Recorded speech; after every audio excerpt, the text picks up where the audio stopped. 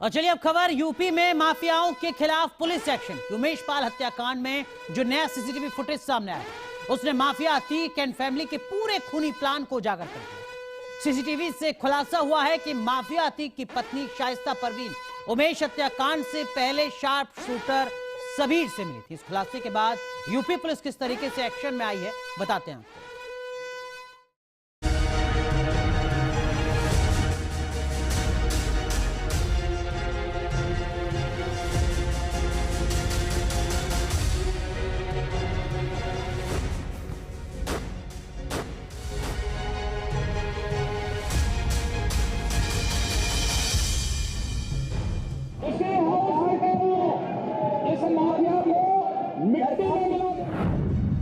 उमेश पाल हत्याकांड में माफिया अतीक के गुर्गे ही नहीं, उसकी पूरी फैमिली भी शामिल है। अतीक एंड फैमिली के खूनी प्लान की पोल खोलती है ताजा तस्वीर देखिए, जरा गौर से देखिए। इस सीसीटीवी फुटेज में बुर्का पहनी दिख रही है शाइस्ता परवीन, माफिया अतीक अहमद की पत्नी।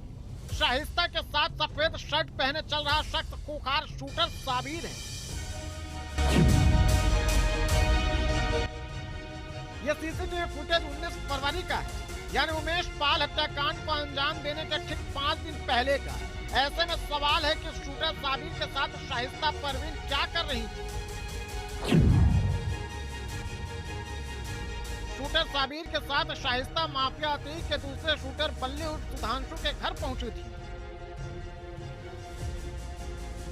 ये तस्वीरें बताती हैं कि माफिया अतीक ने भले ही साबरमती जेल से मर्डर का प्लान बनाया हो, लेकिन उसे अंजाम देने के लिए बरेली जेल में बंद उसके भाई अशरफ और उसके दूसरे साथियों के साथ ही पत्नी शाइस्ता भी तैयार कर रही थी।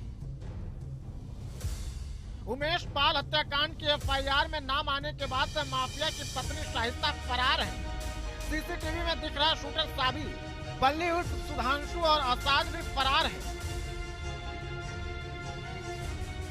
यह असाद माफिया अतीक का अकाउंटेंट बताया जाता है, जो बल्ली के साथ मिलकर अतीक की प्रॉपर्टी का काम देखता है। पुलिस अब इसकी तलाश में जुटी हुई है।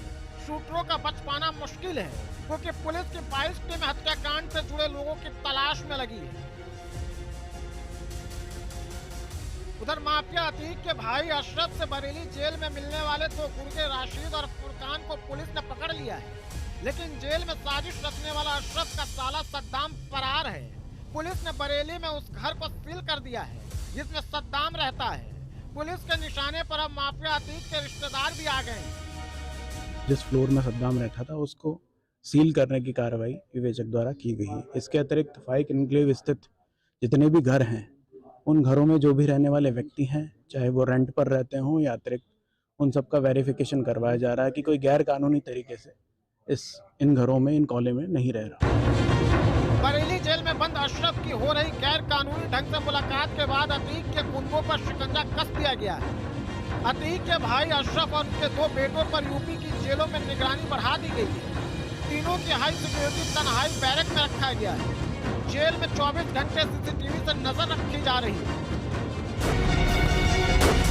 प्रयागराज हत्याकांड के बाद माफिया अतीक के गुर्गे के खिलाफ अब बड़े एक्शन की तैयारी हो चुकी है। एसटीएफ की रडार पर अतीक के 34 सहयोगी हैं। पुलिस ने अतीक के 13 रिश्तेदारों की भी क्राइम कुंडली निकाल ली है। पुलिस और एसटीएफ की 22 टीमें इनकी तलाश में लगी हैं। पुलिस के निशाने पर अतीक का खूंखार शार्प शूटर बेटा असद, बमबाज गुड्डू मुस्लिम सहित उमेश पाल हत्याकांड को अंजाम देने वाले बाकी शूटर्स तो है ही, उनकी पत्नी शाइस्ता परवीन भी है। एसटीएफ की टीमें नेपाल और थाईलैंड सहित 5 राज्यों में इन शूटरों की तलाश कर रही है। पूर्वांचल के कई जिलों के साथ मध्य प्रदेश, बिहार, पश्चिम बंगाल, गुजरात और पंजाब में छापेमारी जारी है।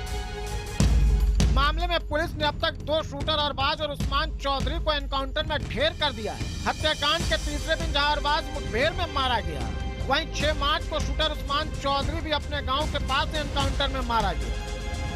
इससे माफिया अतीक अहमद और उसकी फैमिली के साथ उसके साथियों और गुर्गों में खौफ है, लेकिन पुलिस और एसटीएफ ने हत्याकांड में फरार चले शूटरों पर बड़े एक्शन की तैयारी कर ली है।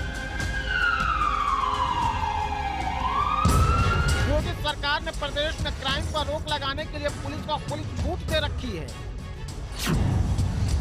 मार्च 2017 से लेकर अब तक कुल 10,500 मुठभेड़ हुई, जिसमें 178 हिस्ट्री शीटर मारे गए।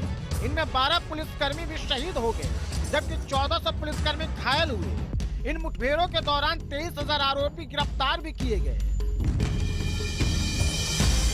माफियाओं के खिलाफ न केवल पुलिस एक्शन हो रहा है, बल्कि उनका अवैध निर्माण पर बुलडोजर